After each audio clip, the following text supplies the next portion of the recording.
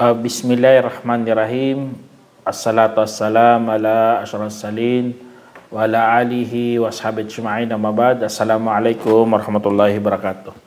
Mga kapatid sa Islam, dito naman po tayo para magbigay ng Islamikong pagpapayo patungkol ito sa tafsir. Dumating na po tayo sa Suratul Tur. Sabi ng Allah subhanahu wa ta'ala, a'udhu billahi minash shaitanir rajim. Wa aqbala ba'duhum ala ba'di yatasaalun. Sa araw ng paghukom, mga kapatid, kahit nandoon ka na sa paraiso, maiisip mo pa rin ang mga ibang tao. Ano ang kanilang napunta kalagayan kahit dito sa mundo. Kapag ikaw nasa lugar mapayapa, maisip mo ang ibang mga tao. Ganon din po sa paraiso. Magtatanong sila, lumapit ang ilan sa kanila sa iba at magtatanong. Kaya magtatanungan talaga anong nangyari sa mga iba.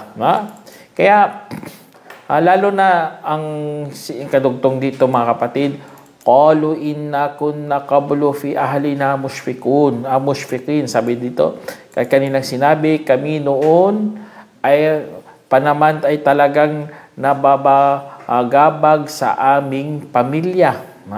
Kaya magtatanong sila. Kaya isa sa ganun.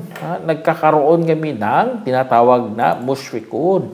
Nababagabag sila sa pamilya nila. Ganun talaga ang mga manampalataya.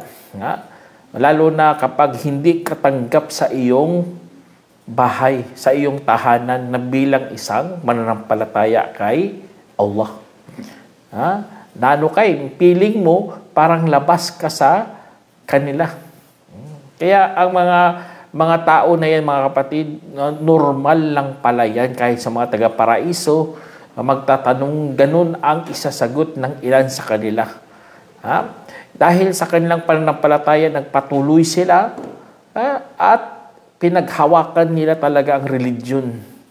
Dahil sa paghawak nila, mga kapatid, subhanallah, ganito ang sasabihin nila, famannallahu alayna wa waqana adabas samum. Allahu akbar, sabi dito. At saka pinagkalooban kami ng Allah at iniligtas sa kaparosahang lumagalablab.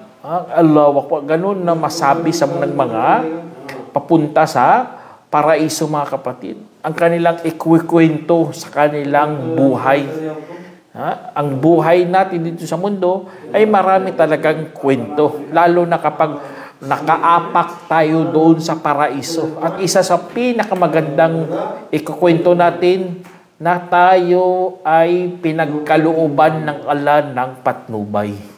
Hindi tayo pinabayaan ng Allah. Kaya, mga kapatid, huwag tayo talagang kumpiyansa sa ating mga gawa.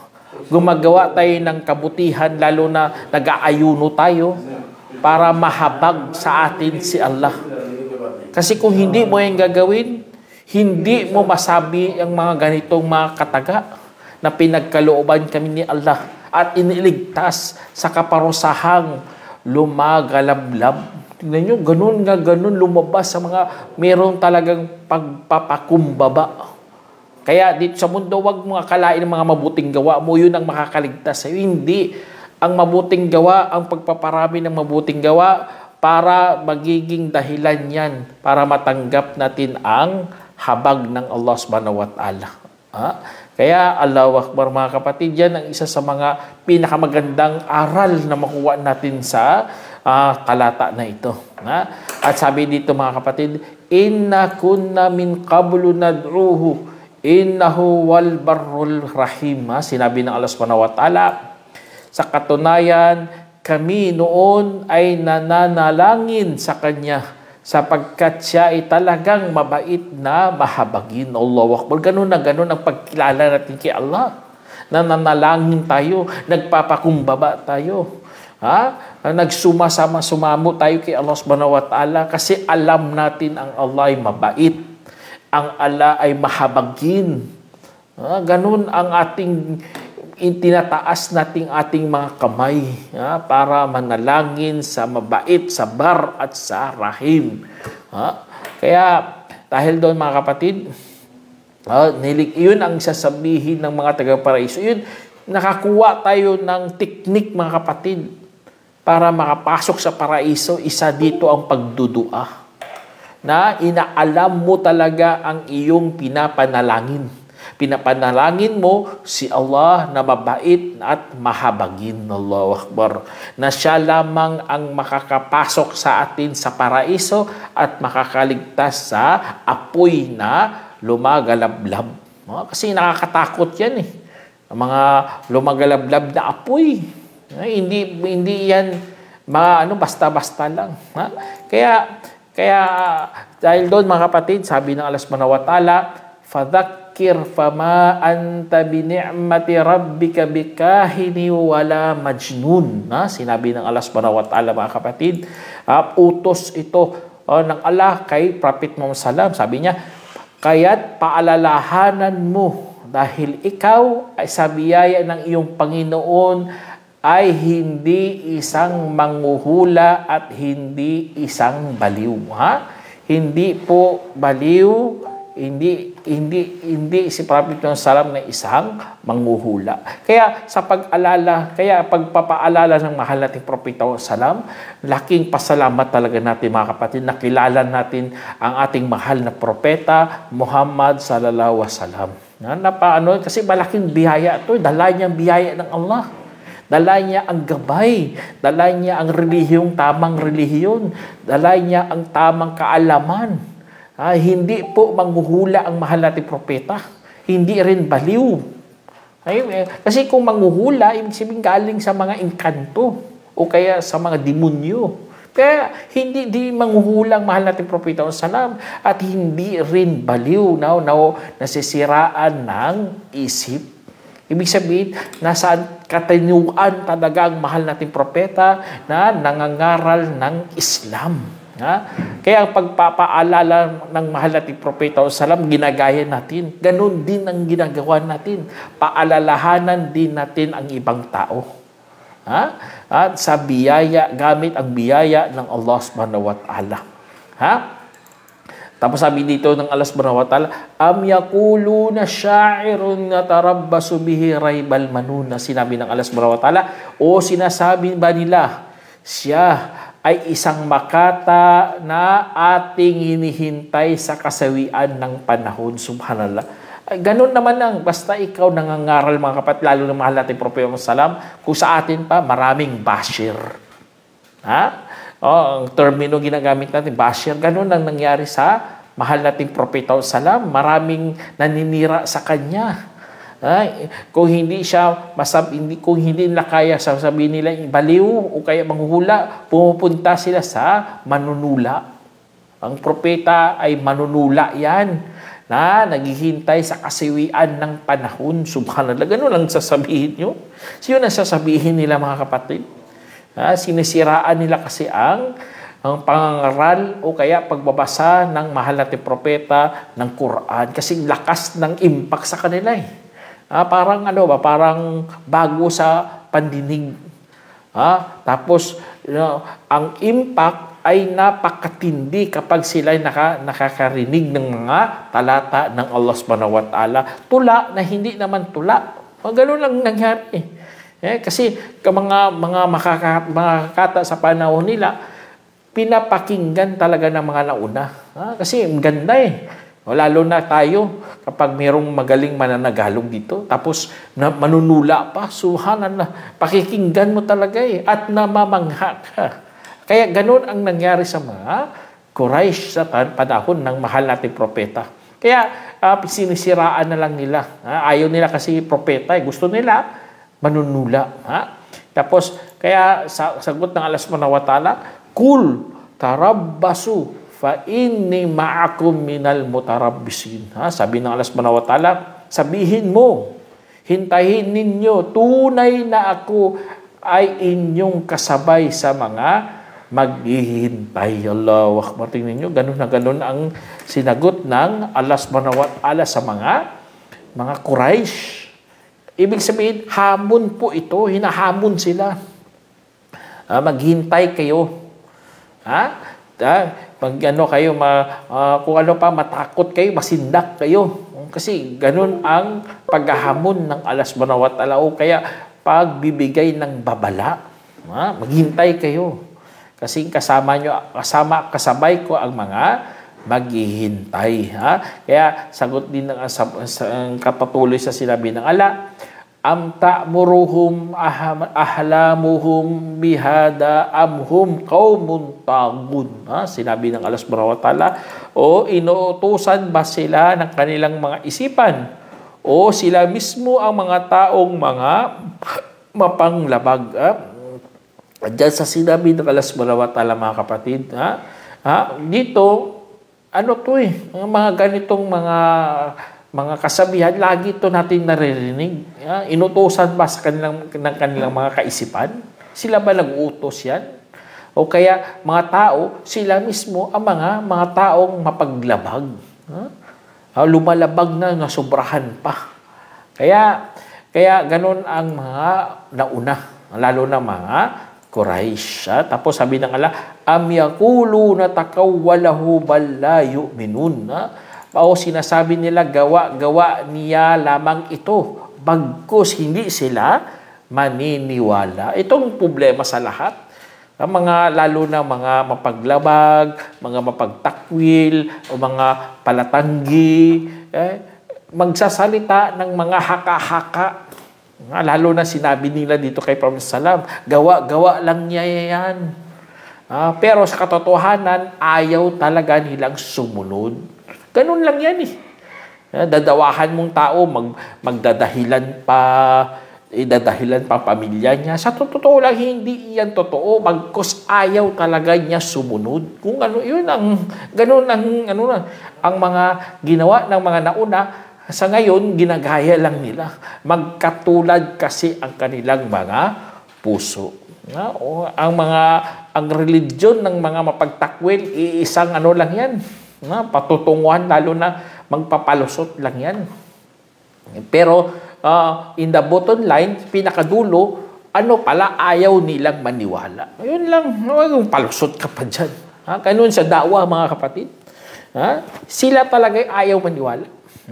Kaya sabi ng Allah subhanahu wa ta'ala dito, falyatu bihadithim mithlihi in kanu sadiqin. Sinabi ng Allah subhanahu wa ta'ala, kaya't magdala sila ng kasing tulad ng kwentong ito kung sila nga ay mga makatotohanan. Nalawak. Pero tingnan nyo, hamon na talaga ng Allah. Dapat magdala sila ng katulad nito, katulad ng Quran. Ang ganda ng Quran. Dahil gumawa kayo kung kayo ay mga makatotohanan. Kasi nga, nagsasabi kayo ng mga kasinungalingan. Sabi nyo, ang Quran, haka-haka, gawa-gawa. Sabi nyo, si Muhammad, makatang tao lang yan. Marunong gumawa ng kwento. O kaya, si Muhammad, manghuhula lang yan. Humihingi ng tulong sa mga engkanto. O kaya, sabi niya, si Muhammad, baliw yan. Kaya, nagsasalita ng hindi nauunawaan. Sige, kung ganun, gumawa na lang kayo ng Quran na kasing tulad ng ganun. Na kung magaya nyo, totoo mga pinagsasabi nyo. Kung kayo mga pagkatotohanan, lawak mo. Ganon ang paghahamon ng Quran, mga kapatid. Kaya ang aklat na ito, sa haba-haba na ng panahon sa paghahamon sa mga ganito, wala kahit kanino man, wala kahit sino man nakagawa ng Quran. Wala, mga kapatid. Walang nakagawa ng Quran. Allahu Akbar. Kaya napakagandang hamon. Kasi nga nagpapatunay na milagroso talaga ang Quran. Sa kanyang mga estilo sa pananalita, sa kanyang estilo sa paghahamon, wala man lang kahit isa ang kumagat ng hamon ng Quran. Wala. Kasi nga kapag kinagat niya, kapag sinunod niya, mababagsak lang siya at mapapahiya. Kasi nga, mula talaga kay Allah subhanahu wa ta'ala ang ganitong hamon. Tapos sabi na Allah subhanahu wa ta'ala, mga kapatid, am khuliqu min ghairi shay'in am humul khaliqun. Sinabi ng Allah subhanahu wa ta'ala, o nilikha ba sila mula sa kawalan? O sila ba ang mga manlilikha? Allahu Akbar, ito rin tanong sa kanila mga kapatid. Tanong lahat yan sa mga mapagtakwil din, sa mga tumatanggi. Sila ba nilikha sa kawalan? Nilikha ba yan sila sa wala? O mga ateista, tanungin mo, ginawa ka ba sa wala? Ha? Mas mainam pa pala sa yung ilaw. Ang ilaw, alam mo saan ginawa. Ginawa mula China. Alam mo mula China. Pero ikaw, tao, hindi mo alam saan ka nilikha, saan ka galing. Subhanallah. Ha? Mas mainam pa pala sa iyo ang sandal. Kasi alam mo ano ang gamit ng sandal. Ang tsinelas mo, alam mo gamit ng tsinelas mo. Saan galing? Sabi mo, sa China. Oo, galing China. Mas mainam pa palang tsinelas kaysa sa'yo.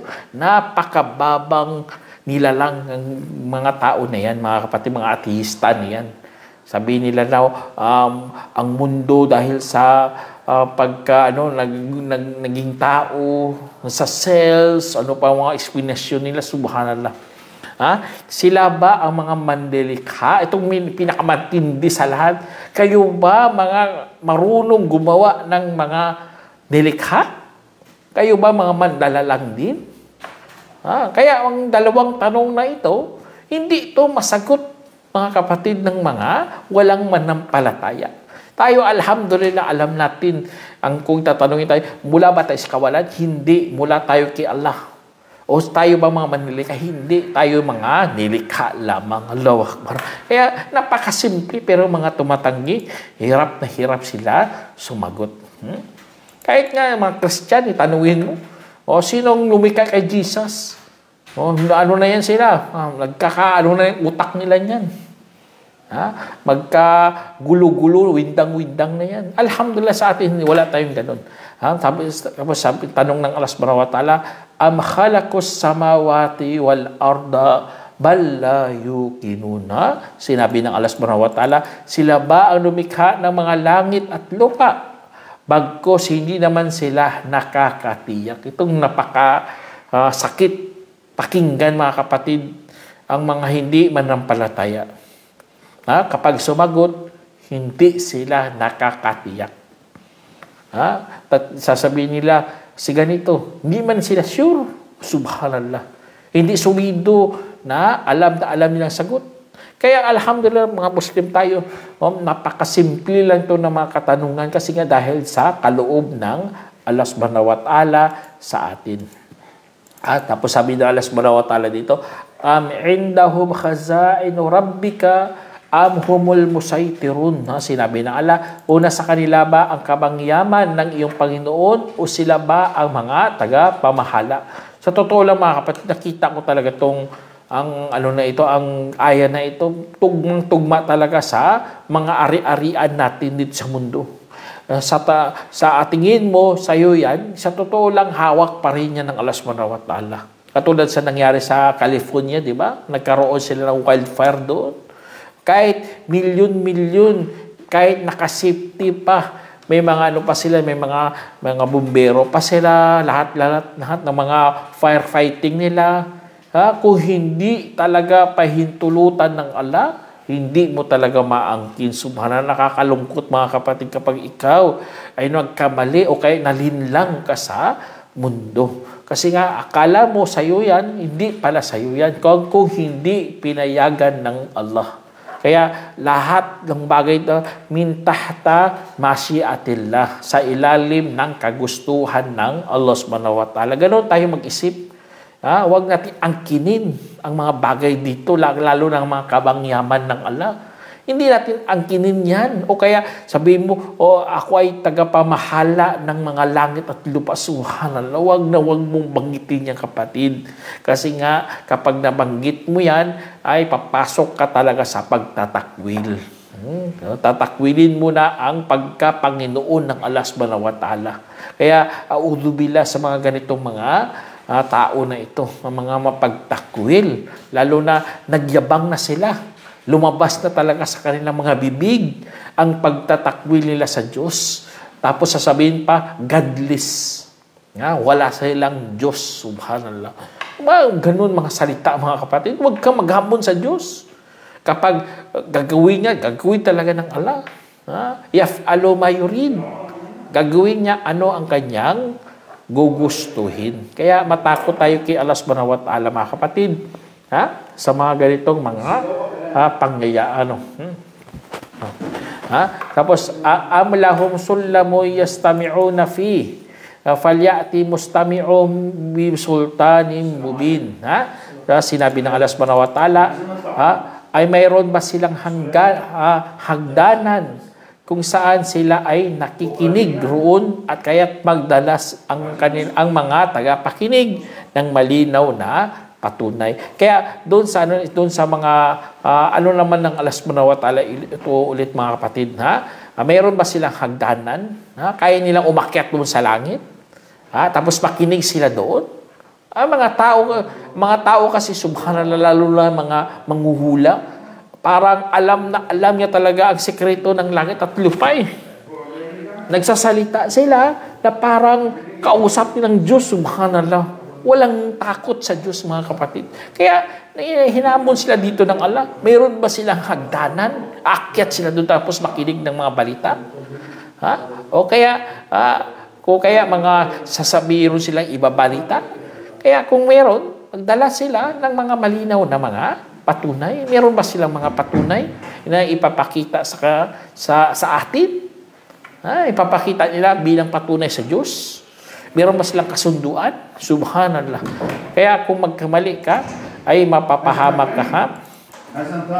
Sabi ng Allah subhanahu wa ta'ala, amalahumul banatu walakumul banun. Sinabi ng Allah subhanahu wa ta'ala dito, ito naman mga haka-haka na naman to ng mga hindi manampalataya, lalo na mga pagano. Mga kanilang haka-haka, sabi nila, meron sa kanya ba ang mga babaeng anak na babae at sa inyo ang mga anak na lalaki? Subhanallah. Ganun ang prinsipyo ng mga nauna, lalo na mga Quraysh. Kung magkaroon sila ng babae, sabi nila, sa Diyos yan. Kaya ginagawa nila, subhanallah, tinatabunan nila ng lupa. Nakakalungkot, mga kapatid, kasi ganun ang paniniwala mo. Kaya mali talaga kapag ikaw nagkaroon ng walang religion at mali ang iyong pinapaniwalaan. Ganun ang mangyari sa iyo, katulad ng mga Quraysh. Kanila paniwala, ang mga babae ay para sa Diyos at ang mga lalaki ay para sa kanila. Kaya pinapatay nilang babae kasi pupunta raw sa Diyos. Subhanallah.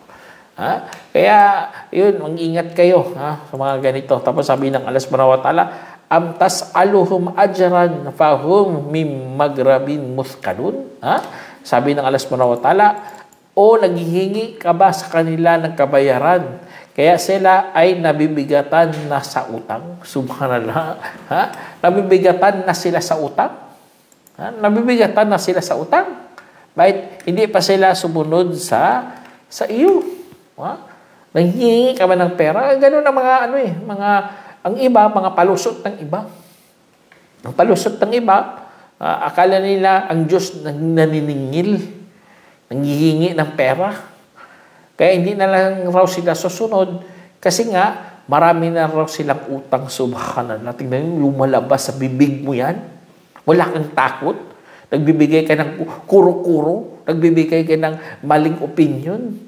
Ang problema kasi sa mga maling opinion, nang dadamay ka pa sa mga iba. Natuturuan mo sila ng maling pananaw sa buhay. Ito tulad dito, na hindi na raw sila susunod kasi malaki na raw utang nila sa Diyos. Subhanallah. Tapos, sa kadugtong dito sa sinabi ng Allah, indahumul ghaibu fahum yaktubun, sabi ng Allah, o mayroon ba silang kaalaman sa ligid? At saka isinusulat nila ito. Sinusulat ba nila? Meron ba sila? Kaya mga katanungan na ito, nakakapanghamon to ng Allah subhanahu wa ta'ala sa mga mapagtakwil. Tapos sabi ng Allah subhanahu wa ta'ala, am yuriduna kaida falladina kafaru humul makidun. Sinabi ng Allah, o gustuhin lamang nila ng pakana. Kaya ang mga yaong nagtakwil ay nagpapakana. Kaya dyan sa sinabi ng Allah, mga kapatid, yun talagang gusto ng mga hindi Muslim. Magbibigay sila ng pakana. Ibig sabihin, pakana ay lilinlangin, o hahamakin, o pipinsalain ang ibang mga tao, lalo na mga manampalataya. Ganon kasi, inggit kasi yan eh. Hindi ko alam bakit naiinggit yan sila. Mga Muslim tayo, tapos iinggit sila. Kasi iinggit sila, kasi nga tayo gumagawa ng mabuti. Tapos sila, hindi nila kaya gawin. Subhanallah. Napaka-liit na dahilan. Bakit sila naiinggit sa atin? Ha? Kaya gagawin nila, magpapakana yan sila. Gagawa sila ng mga plano kung saan ikakapinsala natin bilang Muslim o kaya ipapahamak ang ating mga sarili. Magdadala sila ng mga alak, magdadala sila ng mga bisyo, tapos ipapasunod sa atin, lalasunin ang mga utak natin. Yun ang nila kasi nga mga mapagtakwil kasi sila eh. Gusto nila sama-sama tayo sa impernong apoy. Yun ang kanilang pagpapakana, subhanallah. Kaya ang ng Allah subhanahu wa ta'ala dito, tanong niya dito, napakatindi sa sunod dito, sabi niya, am lahum ilahun gairullah, subhanallahi amma yushrikun. Sinabi ng Allah talaga, mayroon ba silang Diyos bukod pa kay Allah? Kalwalati at kay Allah laban sa anumang kanilang mga itinatambal. Subhanallah. Mayroon ba silang ibang Diyos na pinaglilungkuran? Iisa lang ang Diyos natin. Tapos gagawa ka pa ng mga pakana sa mga manampalataya. Gagawa ka pa ng mga masasamang mga balak para sirain ang ating relihiyon.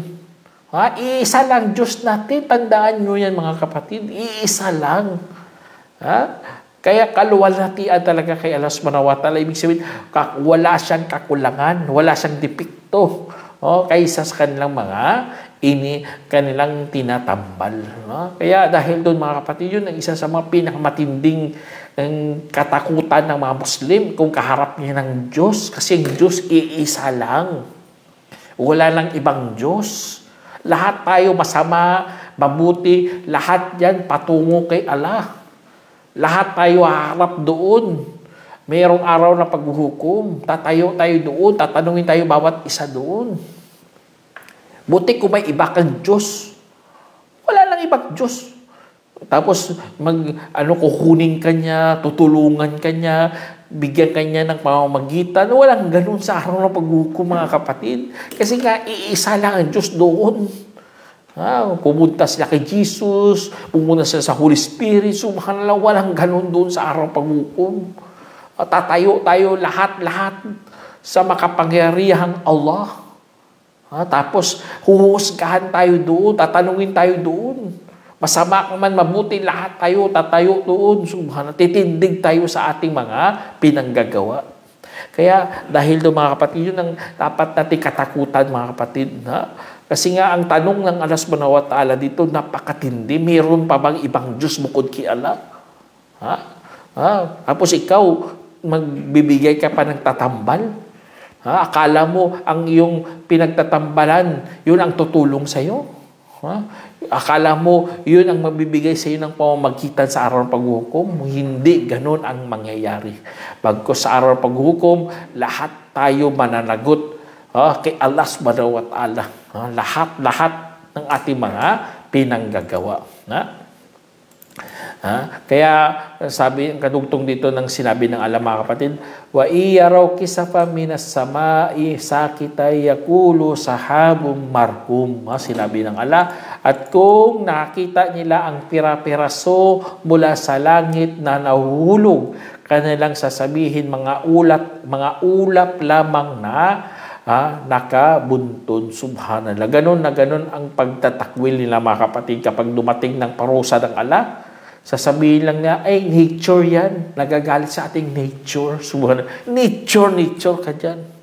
Lalo na darating na ang mga pira-piraso. Ibig sabihin, mga malalaking ihulog ng Allah subhanahu wa ta'ala. Sasabihin niya, ay, may kumita lang yan. May asteroid na dumaan. Subhanallah. O kaya ulap na nakabuntun. Kaya sana meron kayong napulutang aral mga kapatid. Ito ang mga aya na ito dapat sa atin madagdagan ang ating takot kay Allah subhanahu wa ta'ala lalo na buwan ng Ramadan. Sana meron kayong napulutang aral. Hanggang dito na lang. Assalamualaikum warahmatullahi wabarakatuh.